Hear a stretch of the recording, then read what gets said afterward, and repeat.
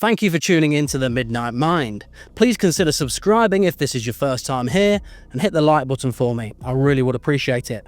It's midnight, and that's the perfect time to step into the mind of Jung. Have you ever been in a room full of people, a dinner party, a social gathering, a work event, where the conversations all seemed light, trivial, even meaningless? People talk about the weather, sports scores, television shows, or gossip. Everyone is smiling, nodding, keeping the rhythm alive. And then you notice something. You feel strangely apart from it. You want to ask something deeper. You want to talk about something real. But the moment you do, the air changes. People grow uncomfortable.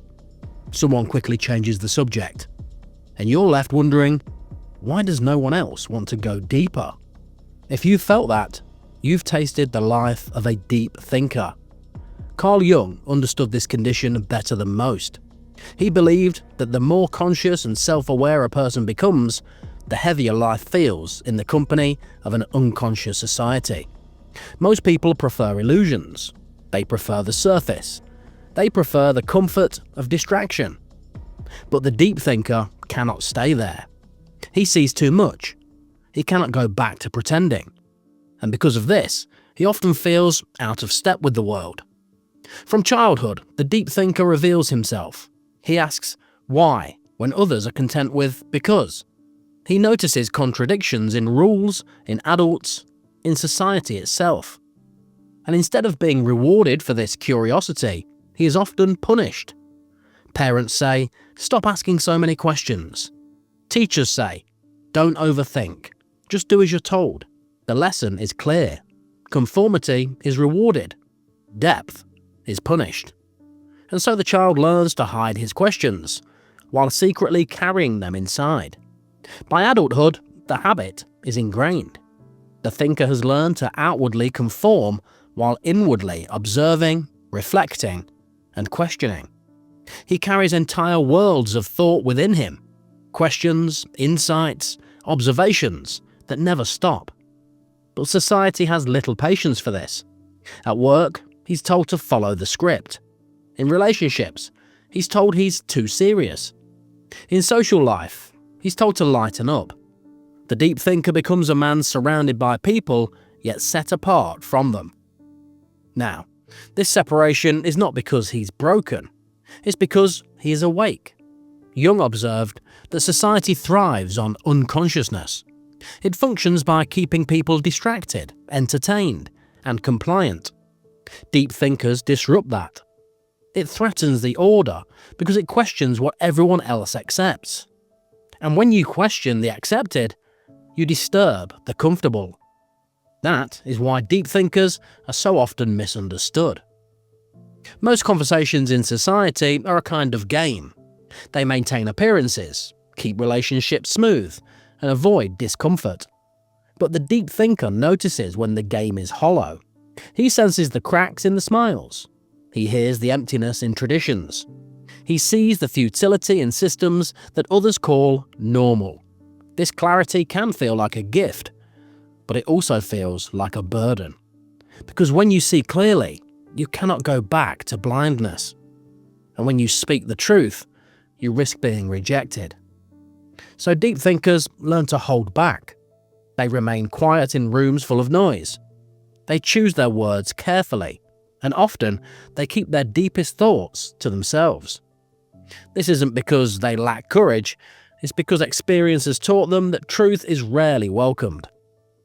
Jung said that most people cannot tolerate too much reality. The deep thinker brings reality into the room, and for that, he is pushed aside. But make no mistake, the burden of awareness is also a responsibility. It's not enough to see. You must learn what to do with what you see. For the danger of being a deep thinker is cynicism. If you allow your clarity to turn into bitterness, you'll lose the very gift you've been given. Awareness without discipline leads to despair. Awareness with discipline leads to wisdom. That is the choice the deep thinker faces. Ask yourself, have you ever been accused of being too intense? Have you been told you think too much? Have people avoided you because your questions make them uncomfortable? If so, You're not failing. You're not broken. You are experiencing the price of depth in a world that prefers the surface. That price is loneliness, misunderstanding, and often rejection. But the reward, if you learn to carry it, is clarity, strength, and meaning. Jung believed that individuals who choose to remain conscious in an unconscious society are rare. But they are essential. They're the ones who move humanity forward. Not by conforming, not by distracting, but by holding fast to truth. This is the role of the deep thinker. He must learn to carry the burden of awareness without being crushed by it. The first step is to recognize that burden exists. To understand that the reason you feel different is not weakness, but responsibility. The deep thinker cannot expect to be understood by everyone. He must accept the loneliness that comes with awareness. But he must also see the value in it. For while the shallow drift with the tide, the deep thinker charts a course. And in time, that course influences others, even if they resist at first. So, the next time you find yourself at that dinner party, in that social gathering, in that room full of trivial talk, remember what you carry. You're not alone because you are defective. You're alone because you're awake. And in a society built on illusions, that is the rarest thing of all. Once you recognize that you see more than others, you begin to understand the weight that comes with it. Depth is not only about intelligence, it's about awareness. And awareness always carries responsibility. Most people avoid responsibility because it's heavy. They distract themselves, they numb themselves, they escape into entertainment. The deep thinker doesn't have that option. He sees too much. And when you see too much, you must also deal with what you see. Carl Jung explained that people project their shadow onto others. That's the part of themselves they cannot accept. This is especially true when they encounter a deep thinker. Instead of confronting their own fears, insecurities, and flaws, they accuse you of being too critical, too negative, too intense. They're not really describing you. They're describing the parts of themselves they cannot face. You have become a mirror, and they don't like what they see. This is why deep thinkers are often misunderstood. When you question, people call you negative. When you observe quietly, they assume you're judging them. When you speak about pain, they say you're exaggerating. But you're not exaggerating. You're revealing truth. And truth is uncomfortable. Most people would rather deny it than face it. So they reject the messenger instead of the message. The danger here is believing them. If you accept their judgment, you will begin to doubt yourself. You will think, maybe I am too serious. Maybe I should stop asking questions. Maybe I should just fit in.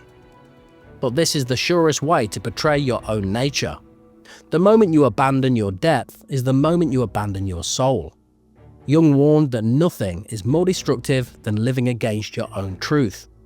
But there is another danger for deep thinkers. Because you see clearly, others are drawn to you. They sense that you can carry weight they cannot.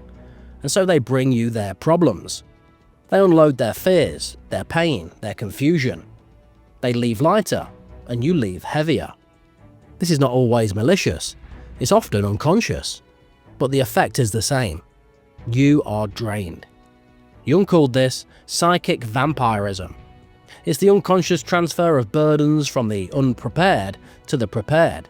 And unless you learn boundaries, it will consume you. Boundaries are not selfish. They're survival. The thinker must protect his time, his energy, and his solitude. Because without solitude, his depth collapses. Without rest, his insight becomes bitterness. Without boundaries, his clarity is wasted. Society will take as much as you give, and then call you selfish when you finally retreat. But you must retreat. You must withdraw often enough to recharge. For your value lies not in endless giving, but in the clarity you preserve. Jung warned that depth carries the risk of arrogance. The deep thinker must guard against believing that awareness makes him superior. Awareness makes you responsible, not better. It doesn't free you from mistakes. It doesn't make you immune to flaws. It makes you more accountable for them. The man who sees more must discipline himself more. If he fails to do so, his depth will collapse into cynicism, and cynicism is simply another form of blindness. So, the responsibility of the deep thinker is twofold. First, to protect himself from being drained by others. Second, to discipline himself so that awareness leads to wisdom rather than despair. This discipline begins with honesty. Ask yourself, am I speaking because truth demands it, or because I want to prove myself? Am I withdrawing to protect my clarity, or to escape my duty? Am I using my depth to build, or to destroy? These questions keep you balanced. They keep you humble, and humility is essential, because arrogance blinds the deep thinker as surely as ignorance blinds the shallow. Think of a lantern. Its purpose is to shine in the dark. But if you burn it too long without fuel, it goes out. If you carry it arrogantly, swinging it about, you may set fire to what you meant to illuminate. Discipline means carrying your light steadily, protecting the flame, and placing it where it serves best. This is how the deep thinker must live. The world will often misunderstand you. It will label you, drain you, and sometimes reject you. But you cannot let that change your path. You cannot dim your light to make others comfortable. And you cannot let the weight of awareness turn into the bitterness of despair. Your responsibility is to remain steady, to remain disciplined, and to carry your clarity with purpose. Ask yourself, have I allowed others to drain my energy? Have I begun to doubt my own perception because of their rejection? Have I let cynicism creep into my depth? If so, the solution is not to abandon your awareness. The solution is to strengthen your discipline, to set boundaries, to renew your purpose, to remind yourself that the burden of depth is heavy, but it is also meaningful. For in a world of distraction, the man who clearly sees is rare, and what is rare is valuable. Your depth is not a curse to be hidden, it's a gift to be protected. And when it's protected, it becomes a force that can guide not only your life, but the lives of others. Once you recognize the burden of awareness and accept the responsibility of discipline, the final question remains, what is the purpose of being a deep thinker? Why carry this weight at all? Jung believed the answer was simple but profound. Humanity advances only when individuals choose to become more conscious. Every great step forward, whether in science, art, philosophy, or morality, was led by those who saw what others ignored. The deep thinker's purpose is not to escape the world, but to serve it by remaining awake when others sleep. History confirms this. Look at every meaningful breakthrough and you'll find a person who refused to accept illusions. Galileo refused to believe that the Earth was the center of the universe. Lincoln refused to accept that one race should be enslaved by another. Jung himself refused to reduce the human mind to mechanical parts. Each of them was rejected in their time, misunderstood, ridiculed, or opposed. Yet each of them carried their burden of awareness forward, and in doing so, changed the world. This is the role of the deep thinker. Not to be comfortable, not to be popular, but to be true. Truth is rarely welcomed at first. It unsettles, it disrupts, it demands change. But in the long run, truth is what saves. The deep thinker must remind himself that being misunderstood today is often the price of being valuable tomorrow. The world resists the messenger before it accepts the message. But purpose is not only found in history books, it's found in daily life. The deep thinker's presence in a family can change generations. His influence in a workplace can raise standards. His courage in a community can plant seeds of transformation. He doesn't need to be famous to be purposeful. He only needs to be faithful to his awareness. He must speak when silence would betray truth. He must act when conformity would betray integrity. He must remain awake when others choose the comfort of sleep. Yet contribution doesn't always come from speaking. Often it comes from example. People watch how you live more than they listen to what you say. If your depth makes you steady, if your clarity makes you confident, if your self-discipline makes you reliable, others will notice. They may not admit it, they may not thank you, but they will be changed by your presence. Jung believed that the transformation of society begins not with mass movements, but with individuals who live authentically. That is your greatest contribution. The danger is believing that your purpose must be grand. It does not. Your purpose may be to raise children with integrity, to create work of honesty, to support others quietly, or to live with such clarity that others are reminded of what is possible. Greatness is not measured by applause. It is measured by authenticity. And the deep thinker, by living authentically, fulfills his role regardless of recognition. Still, purpose requires action. Awareness without action is wasted. The thinker who sees but never builds becomes bitter.